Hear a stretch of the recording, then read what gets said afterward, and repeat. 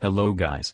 This is the Orange Hokage here and today we are doing What If Naruto Went Back in Time with Sakura Part 25. Make sure you check the description for the original creator's story and now let's get right into the story. I still think you are taking too much of a chance letting him run about like that Naruto-kun. Hiruzen stated as he took a long puff on his pipe. Don't worry too much Gigi. I can easily teleport to him when needed. Besides, Anka called dibs on him. Don't you think that Master and Apprentice deserves a long-awaited reunion without third-party interference? Naruto stated with a chuckle. Naruto, Hiruzen and Hideyoshi were sitting in the council chambers with the rest of the Konoha Shinobi Council and elders. Along with them were the surprising addition of Ryotenbin no Anoki along with Roshi and Han. In the center of the room was the crystal ball that was the focus of Hiruzen's Tomigane no Jutsu. Underneath the ball was a ceiling array that was generating an illusion in the center of room. An illusion that displayed the images shown in the crystal ball. I agree with the old monkey brat. Orochimaru shouldn't be underestimated. Anoki said as he watched the treacherous Sannin dodge another swipe from the main mud golem only for a smaller wolf to crunch down on his arm. Don't worry about it. Besides, one of my clones is keeping a very close eye on the idiot. How about we view someone else? Any preference? Turn to my granddaughter. I want to see what that hot-headed girl is doing. With the amount of deception you have hidden in how to get the scrolls, I fear that she will bite off more than she can chew. As you wished Tsuchikage Dano. Kurotsuchi, Suzumbachi and Ikushitushi were carefully moving about in the trees surrounding the clearing. In the clearing was their objective. Good news, both scrolls were present. Bad news, they were guarded by Uzumaki Naruto himself. Kurotsuchi shivered in fright as she remembered how powerful Naruto truly was. Even a single clone was dangerous. I think we should retreat and try our luck someplace else Kurotsuchi. Suzumbachi said with a nervous tilt in her voice. I agree with Suzumbachi. We shouldn't tangle with him. I would agree but with you too, but he already knows that we are here. While he may allow us to retreat, I doubt that it will make a good impression on him. Especially with my grandfather trying to arrange a marriage with him. I doubt a coward will be accepted. It isn't cowardice to retreat and regroup when you know that you are outmatched. All three stumbled and nearly fell off their perches. As one, the three Iwan ninja turned and to their horror saw Naruto standing there with a smile on his face. Good to see you again Kurotsuchi. I hope you have fun in the exams. I expect great thing from you, just like I expect great things from Konohamaru. Uzumaki-sama. Kurotsuchi stated with a nervous jitter. Are you sure that you should move away from the scrolls? Suzumbachi and Akatsuchi looked alarmed Kurotsuchi's question. They were very afraid that she had offended Naruto and they would now suffer the consequences. To their shock, instead of being offended, Naruto chuckled as he said, who says that the scrolls aren't protected? Do you really think that a simple clone would be the only defense? I didn't mean to offend you, but may we leave? We have decided not to try our hands in getting these scrolls. Naruto quirked an eyebrow in interest as he asked, why would I do that?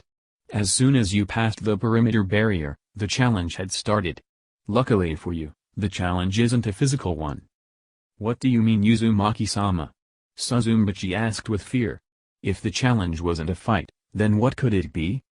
Simple, there are traps surrounding pedestal.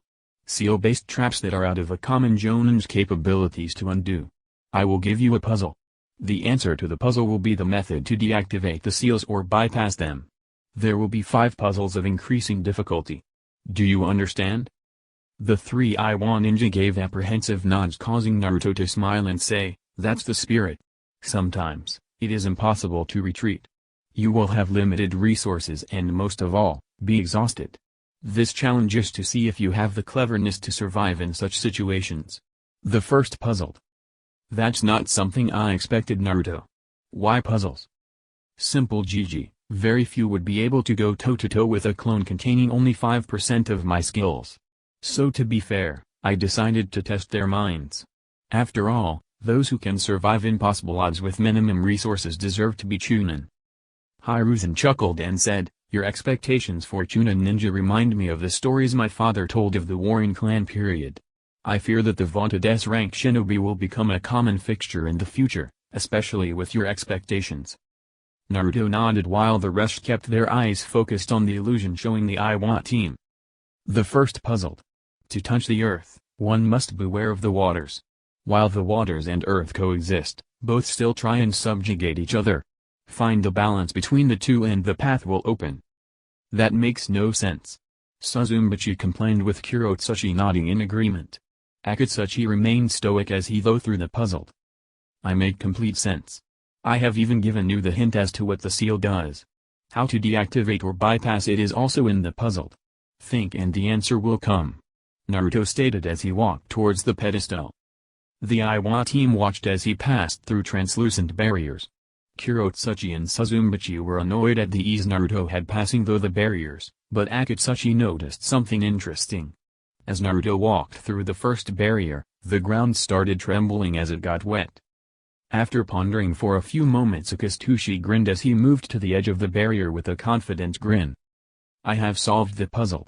The balance is in the yin and yang components in our chakra. We need to mix 4 part yin and 1 part yang and then apply the water walking concept to pass. Akatsuchi stated as he made the ram seal and focused his chakra. After focusing, he passed the barrier and walked over the ground without triggering whatever trap Naruto had set up.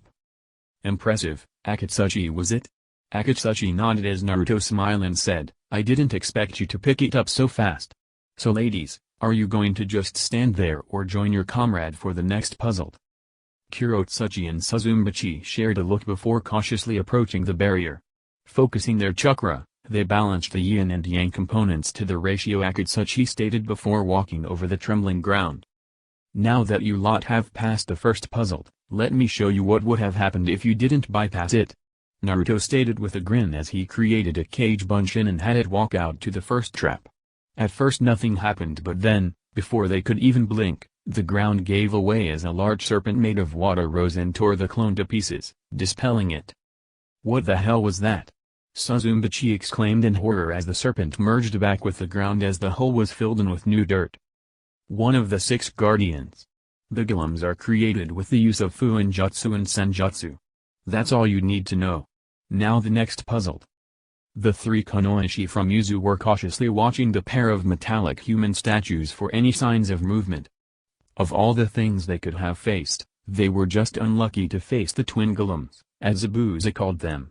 Their bodies were crafted from a metallic alloy and infused with seals to animate them. The seals even gave them limited sentience to the point of imitating humans. The twins were named Agni and Ryudra. The 2 names were taken from mythology from before the Rikuto Sennin introduced ninchu. They were the names of gods that jointly governed over fire and lightning. One holding the more peaceful domains while the other holding the destructive side of the fire and lightning. This isn't good. Why the hell are those 2 here? Karen asked with wide eyes. This is Naruto-sama we are talking about. I doubt we need to defeat them, especially since both are immune to fire and lightning. Face it, we have no chance of defeating them. Suiron stated with a frown. My crystals will harmlessly shatter on their metallic bodies, same with Haku's ice. Maybe, Karen and I could hold them down for a short time so that Haku can take the scroll, but I doubt it would be that simple. Maybe, maybe not. I think I can use the Kongo Fissa to hold them back with some help from you Suiron. Haku, you will need to use your limited knowledge on seals to get the scrolls. From the Shiki, I will hazard a guess that it is some kind of blood seal. You will need to smear blood in the right sequence on the points to disable the barrier. Then you can take the scroll. Karen said as she carefully observed the seals carved into the pedestal with a pair of binoculars that Suiron created with her shitan. Can you guess the pattern, Karen? Not from here. I can't read all the symbols from here. You will have to figure it out. We will keep the twin guardians distracted. Suiron nodded before grinning as she created a simple hexagonal crystal. Using her control over the crystal, she carved an Uzumaki-grade demolitions seal onto the surface of the crystal before letting a drop of blood fall in the center of the solid shuriken-like construct. Let's get the party started, what do you say? Suiron, wait. Haku screamed only for the blue-haired girl to grin and throw the seal-bearing crystal shuriken towards Agni and Ryudra. The sound of the shuriken cutting through the air drew both metallic golems' attention. Seeing the crystal flying towards them, glowing with an ever-brightening inner light, they jumped away just as the shuriken struck the ground and exploded. Both guardians looked about trying to get a glimpse of their attacker when they sensed an attack from below. Jumping back, they saw two golden chains of chakra erupt from the ground. Growling, both started channeling the nature chakra flowing through their artificial bodies as fire and lightning erupted around their respective blades. "Come out and face us, you cowards. Defeat us and we shall allow you access to the scroll we guard," Ryudra exclaimed with a metallic screech. "As if," Karen said with a chuckle as her voice floated around the clearing. "We aren't going to fall for that. There is no way to physically defeating you two for a team of mere genin. It seems that we have intelligent opponents, brother. They are wise enough to know their limits. They pass our test, do they not?" Agni said as he extinguished his sword and sheathed it at his waist. Ryudra followed his example, as the sword in his hand stopped sparking with lightning before the metallic golem slid the sword into its holster in the back. "That they do," Ryudra stated before calling out, "Genin, you have passed our challenge. You may attempt to break the protection seal on the pedestal, but be warned, only one chance per team. Only one member may approach the pedestal. If you fail, we will forcefully remove you from the exams. Who shall be your candidate? You may choose not to take the final challenge and retreat. Doing so will keep you in the exams but will make you ineligible for a second attempt at these scrolls." Suiran, Haku and Karen cautiously approached the twin golems before sharing a look. After a few moments, Karen walked forward with a confident gait as she said, "I shall take a crack at the seal." "Very well. You will have 1 minute. If you aren't able to disable the seal within that time limit, you will fail," Agni stated, causing Karen, Haku and Suiran to pale in response. This just kept getting better and better. 1 minute was too little time, even for Karen. "Ah. Can we still back out?" Karen asked with a nervous chuckle. "Unfortunately no. If you try, we shall forcefully retire you from the exams," Ryudra said with a suddenly menacing tone. Karen gulped as she nodded to herself and approached the pedestal. "Interesting challenge, Naruto-sama. Do you believe that Karen-san will be able to break the seal within a minute?" Hayashi asked with interest. He was quite intrigued by the amount of intricate sealing done to prepare for this year's exam. "Let us see. I have great expectations of her, but Karen is still not up to Uzumaki standards for her age, though I didn't expect the twins to impose a time limit of only a minute. They must have done that since they could sense that Karen is in Uzumaki. For others, the time limit is supposed to be 5 minutes. So a bit out of plan?" Shikaku asked with concern. Sentient golems who are able to override commands given to them is a bit unsettling of the man. "A bit, but I did allow them a bit of leeway in their orders. Quite clever to use the small loophole I accidentally left," Naruto mused with a grin. "What were the orders you gave, Naruto-kun?" Hideyoshi asked with interest. "They were to test the bravery and wisdom of the teams. If the team in question passed the initial test, they would allow a single member, a single chance to break the seal with a limited time of up to 5 minutes, at the golem's discretion. The time limit was to be set by the performance of said team. Team Yuzu's performance was flawless in the first test, so they should have been given 5 minutes, but as I said, the loophole is quite simple. Up to 5 minutes at their discretion. I can see how they manipulated the loophole. You should be much more careful when ordering these two golems in the future, Naruto-sama. Make sure to plug in all loopholes they could utilize," Shikaku stated, causing Naruto to nod as he watched with interest as Karen bit thumb and started rubbing blood on the points in a sequence. After she finished rubbing blood on the final point, she brought her hands into the ram seal and focused her chakra, causing the blood smears to glow. Everyone anxiously waited for the outcome. After a few moments, everyone believed that the girl had failed, when a small dome appeared atop the pedestal before shattering into motes of green chakra. "Interesting, I didn't expect you to be able to break the seal so easily. You truly are a credit to your clan, Karen-sama. It would be our pleasure to protect you and the rest of Yuzu in the future. Please, take the scrolls and leave. Head north from here, you will come to a small river. Follow the river upstream and you will reach the tower. I would advise that you make haste. There will be others prowling for easy scrolls, not to mention the time-basis sealing traps," Agni stated with an ominous tone before he and Ryudra glowed, showing seals all over their bodies. After a few moments, they vanished in flashes of light, leaving behind 2 metallic and crystal cores with seals carved into them, the size of large grapefruits. I was really nervous there in the end, Karen. I thought you wouldn't make it in time. Suiren said with wide eyes as a cold sweat dripped down her and her teammates' faces. For a moment, so did I, Suiren. Let's head to the tower now. I don't want to waste time and get ambushed by who knows what. I agree with Karen, and Karen, good job. Alright girls, let's move out. Haku said as the three turned north and disappeared, leaving behind a blurring trail of their hair colors. Something isn't right with this situation, Sasuke commented as he and his two teammates looked down from a tall tree. They were in an area of the Forest of Death which was sparsely populated with the huge trees. By no means was it a clearing, just the concentration of trees was much lower than expected. The area was giving off a serene presence, but that presence was what alerted Sasuke to the strangeness of the situation.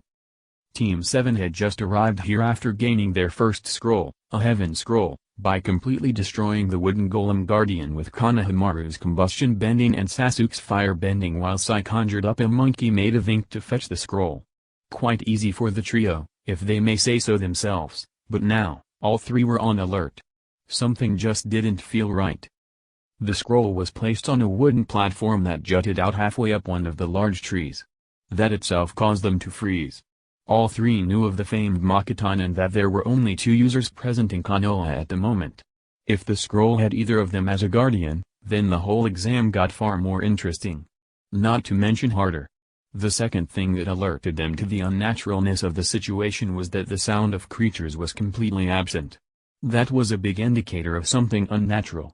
Finally, there were the glowing seals strategically placed all around the tree with the scroll, spreading out to nearly half a kilometer. If this didn't spell trap, nothing did.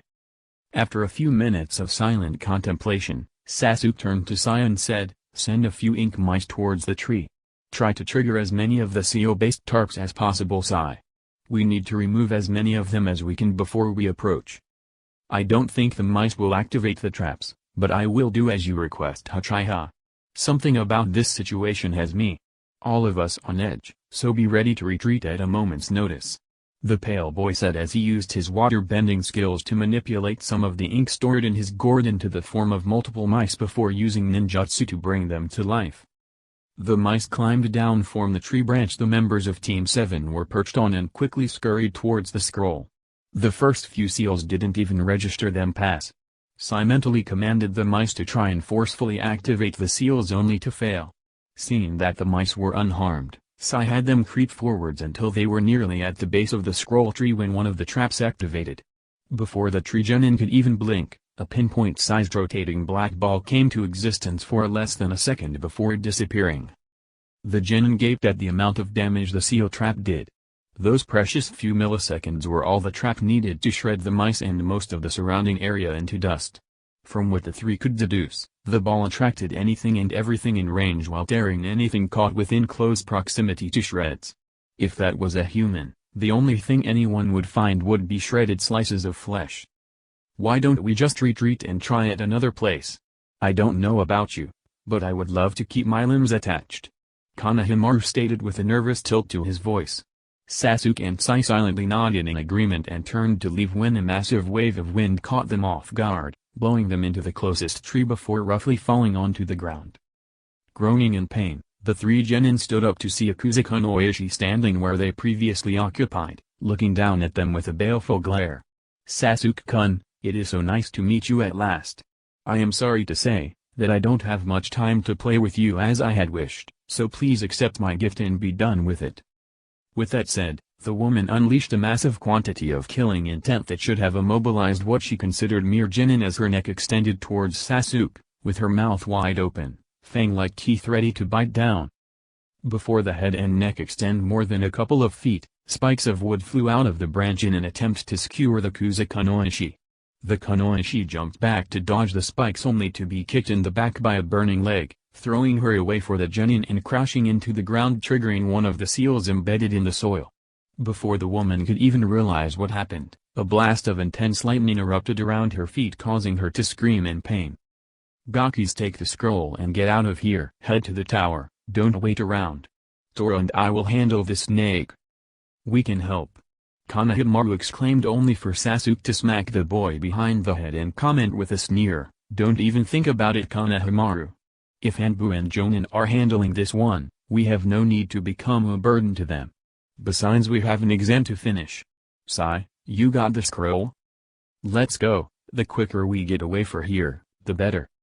Clapping sound filled the area, drawing everyone's attention, though Anko and Tora kept an eye on the Kuzukanoishi, still on the ground suffering from muscle spasms. The Kuzukanoishi looked up with great difficulty and glared at the source. "Shizo?"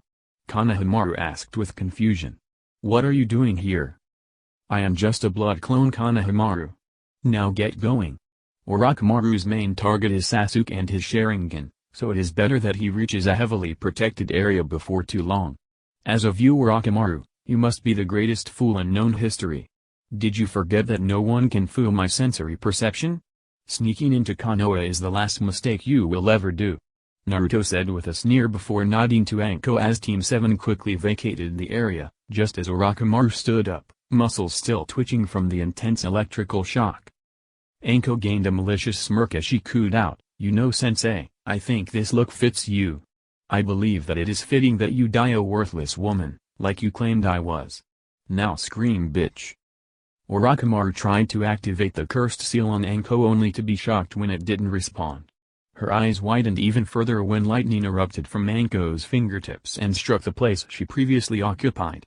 It was a good thing she was able to jump back or form the scorch marks she witnessed. The lightning left, she would be nothing more than a screaming pile of flesh. "It seems that Naruto has taught you how to use this vaunted ninju as well, has he, Anko? It won't do you any good. I will win in the end. After all, you never learned everything you could under me.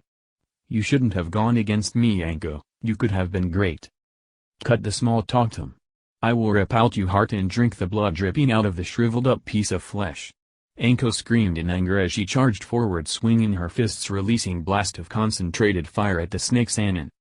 To Orochimaru's credit, she was still able to dodge most of the blast with the agility of a snake as she returned fire with Shuriken and kunai. Anko didn't even blink as she brushed the projectile weapons away with swipes of her palms, as she manipulated the very air to do her bidding. Jumping, Anko used a burst of concentrated flames to launch higher into the air before crashing down on top of Orochimaru with her heels enshrouded in crimson flames. An explosion occurred, throwing the master and apprentice duo back.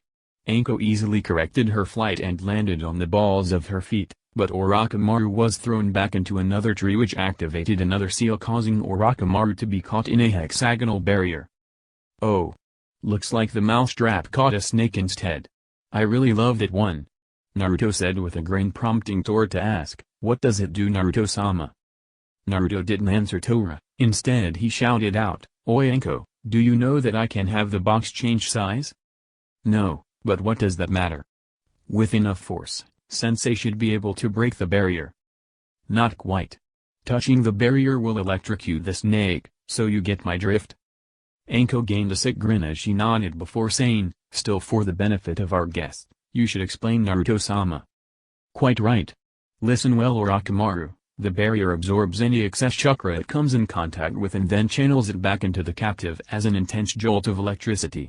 Besides, it would need a chakra force of a high A-rank jutsu for cracks to form. Can you guess what will happen if you do try to escape?" Orochimaru glared at Naruto as he cursed the blonde-haired daimyo in his head right before he paled. Surrounding his position were the mud wolves with the crystal fragments on their foreheads, and on his left was the larger wolf with the glowing crystal orb on its forehead. "Any last words, Sensei? I will be sure to not remember them." Anko teased with a dark grin before the barrier collapsed upon itself. The last thing Orochimaru remembered before falling unconscious was an intense white light as insurmountable pain overcame all her physical senses. Snake-like amber eyes opened to a sight they were intimately familiar with. The woman was surprised to see that he was inside one of the cells that she once used to hold her failed experiments for observation. From which she could deduce, it was the very same base that her former sensei had raided with Anbu and drove her from her home and research. A red light shined for a moment as she heard the sound of someone puffing on a smoking pipe. The darkness beyond the cell hid everything from even her enhanced sight, but the little red light drew her attention. Focusing, she managed to make out the form of an old man sitting on a chair with a careless presence. The woman smirked as she greeted the mysterious figure. "Sensei, so nice to see you again. I didn't expect to meet you for another month. And I had hoped that you would have wizened up and stopped with your futile quest." "Orochimaru. Whose body are you inhabiting?" "A Kunoichi who used to serve me. I saved her from some lecherous Nukenin. For that, she decided to serve me in any capacity she could. She even offered me her body in gratitude. Unfortunately, she didn't realize that I saw the offer a little differently from her. Though I must say, she wasn't too displeased when she learned that I would be taking over her body. You may say, she was even overjoyed to be of service. A young life extinguished due to your quest for immortality. She must have been very competent for you to speak so fondly of her." "That she was, Sensei, though I doubt that you came here to ask how I have been," Orochimaru said with a smirk as Hiruzen stood up and approached the bars of the cell, putting his face into sharp relief from the shadowy light. The stern countenance caused Orochimaru to flinch. She hadn't seen such disappointment in her former sensei's face since he was a genin. "It pains me to say this, Orochimaru, but you are going to be executed in a month, during the finals of the Chunin exams. You will be used to set an example for all shinobi and kunoichi of Konoha. They shall know what will happen should they turn on us." "Kukaku. So tyrannical of you, Sensei. I didn't expect that of you, especially since you never liked using excessive force. What changed?" "Oh, it wasn't I who ordered your execution. It was Naruto. After all, I am only keeping the seat warm until the Chunin exams end. After that, Naruto will be officially taking over as the Orange Hokage. It is quite interesting, isn't it, that the son would succeed the father? I find it quite poetic. Goodbye, Orochimaru. Don't expect Tsunade or Jiraiya to come meet you. Even I didn't wish to see you, but I decided that it was my duty as your sensei to give you a final lesson. Actions always have consequences, my wayward student. Now you must reap what you have sown for so long. Goodbye, for I doubt you will be able to escape. After all, it may have once been your base, but Naruto has turned it into a fortress designed for a singular purpose. And that is to hold you." Orochimaru watched as Hiruzen moved back and vanished into the gloomy darkness that engulfed the area beyond the cell block. As Hiruzen left, Orochimaru grinned as he saw that Hiruzen and Naruto were overconfident. The seals added to the door would be quite easy to break, now she just had to wait until the right time to escape. The 10 teams that made it through the second phase of the Chunin exams were arrayed in the center of an arena built in the tower. The arena was surrounded by a high catwalk with the Hokage and his guests sitting in a box carved into the very structure of the tower. The teams that managed to pass the phase were none other than the illustrious teams 7, 8, 9 and 10 from Konoha, joined by Team Kabuto. The full Kunoichi team from Mizu were also a contender. Gaara and his siblings were the team from Suna, while Team Kairabi represented Kumo. Kurotsuchi and her teammates also made the cut with a surprising presence of the Oto team. The Tsuchikage and surprisingly the Mizukage were sitting on either side of the Hokage. Teams 7 and 9 were surprised at the presence of Taramimai, the Godame Mizukage. Naruto was leaning on the statue of the two hands, making the ram seal, eating from an instant ramen cup. Hiruzen stood up and started speaking. "The Chunin exams are a sacred ritual. It was instated to promote international cooperation and deter war between the nations. To be exact, the Chunin exams are the substitute for war."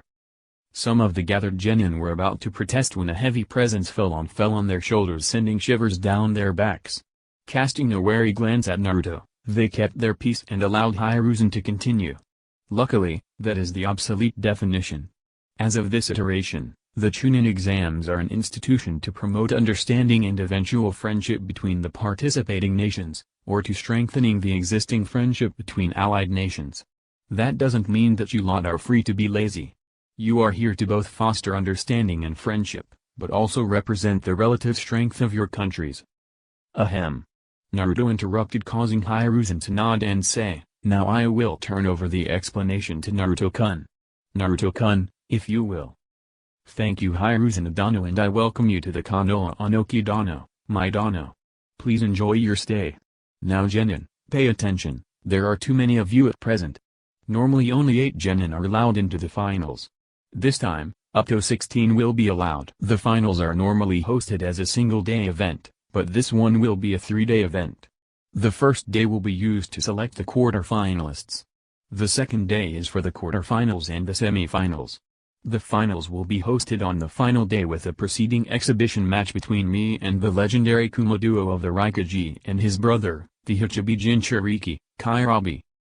Mai and Anoki looked startled at the news, but decided to not comment as Naruto continued. I am sure that you have all deduced that the third and final phase will be a tournament-style elimination battle.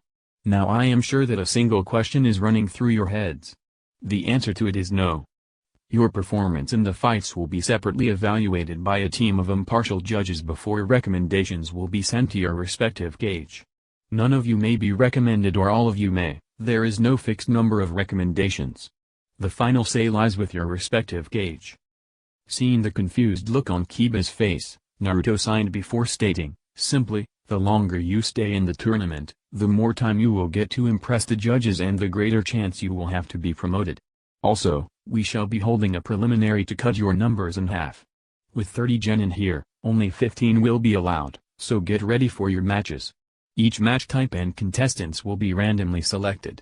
Your match type and your names will be displayed in the large screen. I shall be the proctor for the finals and the preliminaries. Rules are simple. To win, you must defeat your opponent, or when I declare someone the winner. Willful killing, while allowed, is highly frowned upon and will be a black mark against your promotion. My decision is final. Contest it, and I will make sure that your ninja license is revoked and chakra system sealed away with a new Uzumaki prisoner seal. What? Tsuchikage-sama will never agree with that. The sudden presence focused on her caused the girl to gulp in fear before the killing intent hit her. Turning to the source, she saw that Anoki was glaring at her. Suzumbachi. I will agree with Uzumaki-sama's decision as I know him to be fair. His honor is impeccable. Do not bring into question the decisions of your superiors. Kamizuru, that is a mark against you. If you get into the finals, be sure that you will have to work twice as hard to impress the judges as none of them will be pleased with your outburst. After all, none of them reached their positions due to favor from their cage. Naruto said with a chuckle, causing the jonin in the cage to chuckle with Naruto. Huh?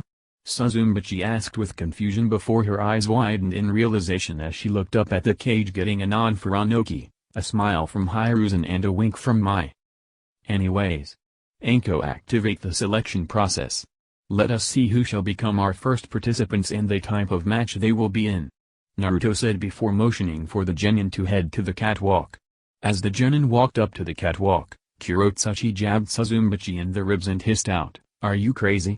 Are you trying to get Uzumaki-sama mad at Iwa? Don't you remember what I said of his prowess? Do you really want to make my life hell? Sorry, but I got caught in the moment. I promise to apologize to him as soon as I can. Just hope that you haven't already destroyed any possibility of me having a good marriage with him. Now let's keep the temper under control, shall we? If I can, so can you, cousin." Suzumbachi nodded as she leaned on the railing with Akatsuchi and Kurotsuchi while their sensei, Roshi, standing behind them. All around the catwalks, teams and their sensei were arrayed waiting for the start of the matches, with some of the teams intermingling with each other. "Will Kamizuru, Suzumbachi and Aburame Shino please come down?" Suzumbachi was surprised but jumped down from the catwalk with Shino appearing in a standard shunshin. Naruto walked up to the middle of the two and started declaring the extra rules for their match. There are 2 extra rules due to match type. The first is that kawarimi is forbidden. The second is that the match must be a close quarter to mid-range one. No long-range technique may be used. To be exact, it is a match to simulate an enclosed area with no substitutable material. Begin. I expected both of them to charge in as soon as the battle began. I know what you mean, Kakashi. It is quite surprising to see an Aburame and a Kamizuru specializing in their Jibachi jutsu to not butt head at the first chance. Gay said with a grin. Either way, the battle will be interesting.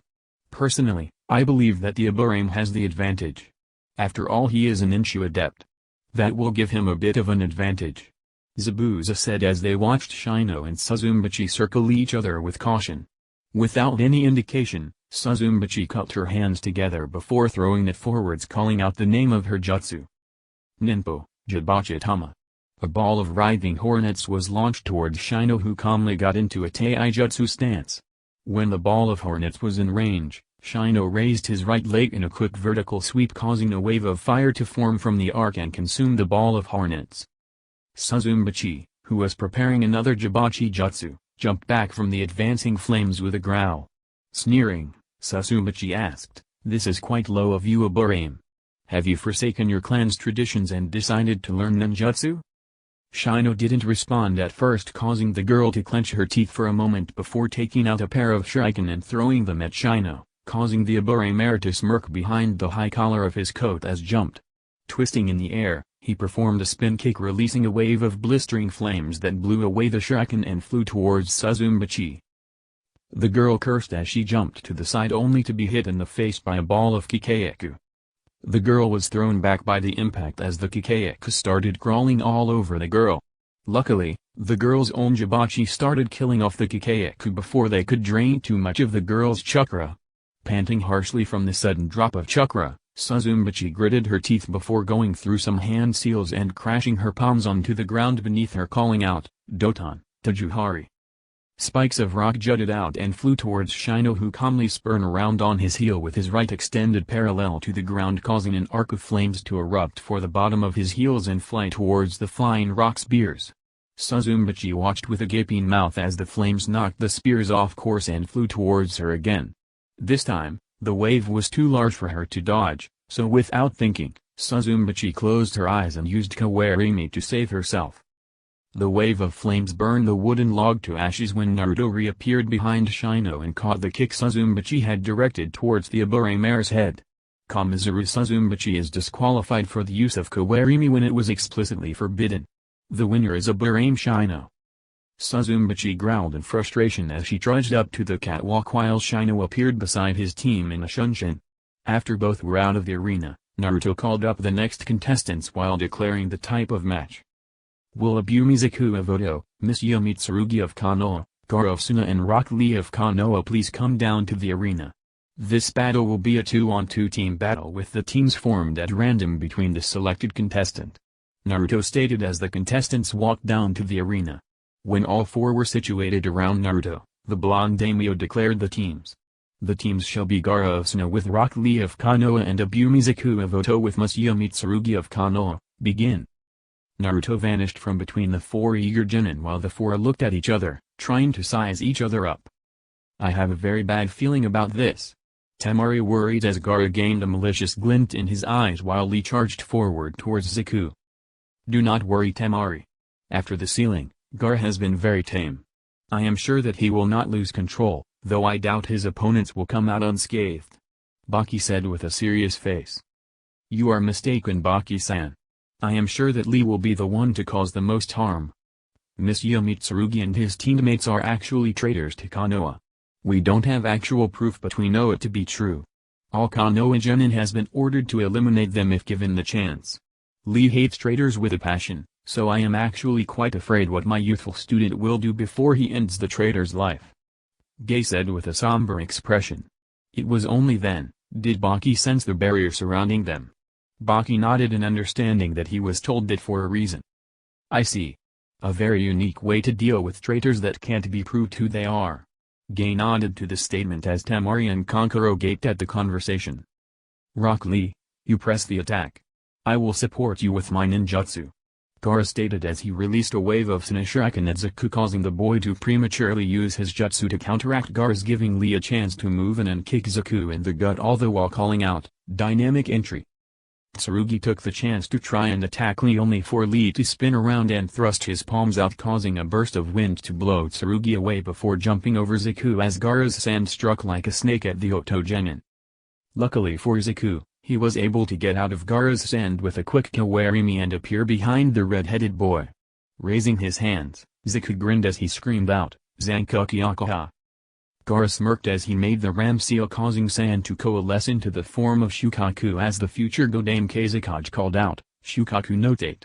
The powerful futon jutsu collided with the statue of Shukaku and exploded, causing dust and sand to be thrown up before being blown away to show that the statue was barely chipped. Zaku looked on in horror as his strongest jutsu was easily nullified by Gaara.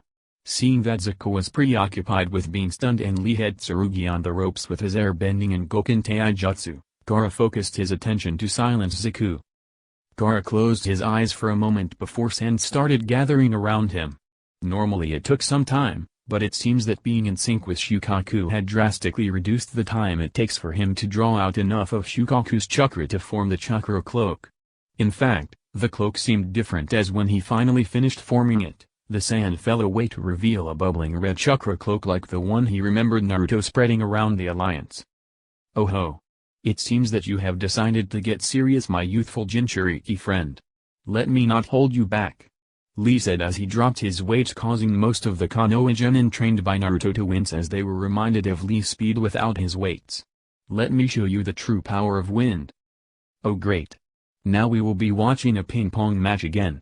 Ino complained as Lee vanished in a burst of wind and reappeared behind Tsurugi.